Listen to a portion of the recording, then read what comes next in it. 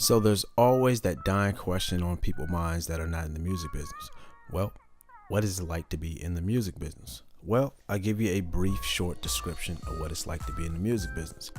It has a lot of ups and downs. Sometimes it's cool, sometimes it's hot, but overall it's pretty damn cool, and it is one hell of an experience depending on what your experience is. So in short, I did not go the traditional route. Coming out of high school, I was into sports. I thought I was going to play professionally, and I was into flying airplanes. Those two didn't work out, so eventually I ended up going to the United States Marine Corps. Yes, Devil Dog.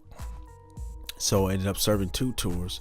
In the Marine Corps, I was in Japan, Okinawa, Philippines, and all these other crazy places. In short, I ended up back in the United States when I got out.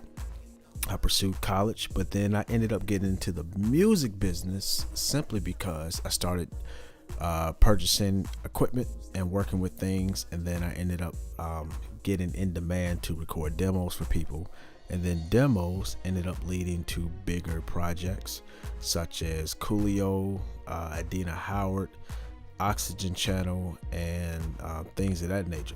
But the really cool break that I got from the music business, besides the usual stuff, I ended up working at Paisley Park in Minnesota, and I ended up working with Prince.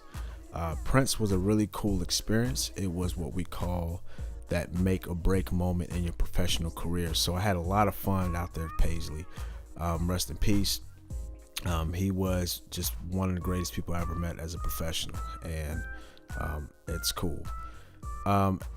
In that sense, you may work for professionals sometimes, and you are a freelancer. So you kind of work at the behest of their schedules, and you have to be very persistent and very organized to really survive in this business. I've been in it for about 14 years professionally, and at this point, I decided to go another route and just do more behind the scenes stuff with it. But it is still fun. It's still cool.